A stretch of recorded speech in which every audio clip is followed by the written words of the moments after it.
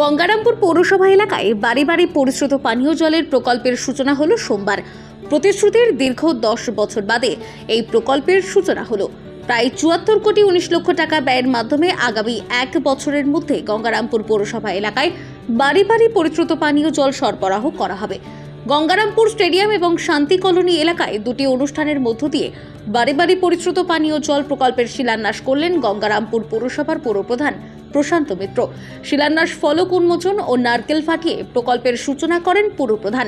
এছাড়াও উপস্থিত ছিলেন উপপৌরপ্রধান জয়ন্ত দাস, এক্সিকিউটিভ অফিসার পঙ্কজ কুমার পুরকাইত, শ্যামল দাস, বিভিন্ন দপ্তরের আধিকারিক সহ অন্যান্য কর্মীরা। 2015 সালে বাড়ি বাড়ি পরিশ্রুত পানীয় জলের পরিষেবা প্রদানের আশ্বাস দিয়ে গঙ্গারামপুর পৌরসভা বামেদের হাত থেকে দখল করে তৃণমূল। কিন্তু তারপর প্রায় 10 বছর অতিক্রান্ত হলেও বিশুদ্ধ পানীয় জলের প্রতিশ্রুতি বাস্তবায়িত না হয় পৌর নাগরিকদের মধ্যে হতাশার সৃষ্টি হয়। অবশেষে পৌরপ্রধান প্রশান্ত মিত্রের দীর্ঘ প্রচেষ্টার পর সংশ্লিষ্ট প্রকল্পের অনুমোদন মেলে। সোমবার এই প্রকল্পের শিলান্যাস করা হয়। দ্রুত এই প্রকল্পের মাধ্যমে পৌর নাগরিকেরা পরিশ্রুত পানীয় জলে পরিষেবা পাবেন বলে জানান গঙ্গারামপুর পৌরসভার পৌরপ্রধান প্রশান্ত মিত্র।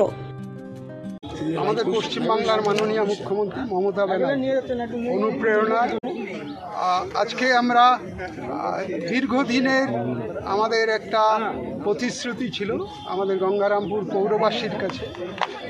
সেই প্রতিশ্রুতিটা আজকে আমাদের ফুলফিল হলো এবং আমরা যেদিন বাড়ি বাড়ি জলটা পৌঁছে দিতে পারবো সেদিন আরও খুব ভালো লাগবে। আজকে যেমন ভালো লাগছে যে প্রতিশ্রুতিটা আমরা পালন করতে এখন জোর গলায় বলতে পারবো মানুষকে যে আমরা কাজটা শুরু করে দিয়েছি এবং আগামীতে জলটা যখন বাড়ি বাড়ি পৌঁছে দিতে পারবো তখন আমাদের সমস্ত যে বার্তাটা আমরা সেই সময় দিয়েছিলাম সেই বার্তাটা আমরা সম্পূর্ণ করতে পারবো।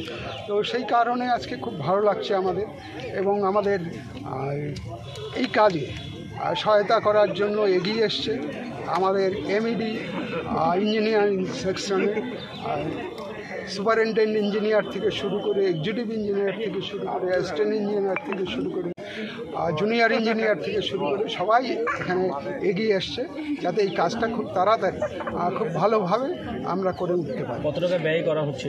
এটা 74 কোটি সামথিং টাকা এই কাজটা হচ্ছে।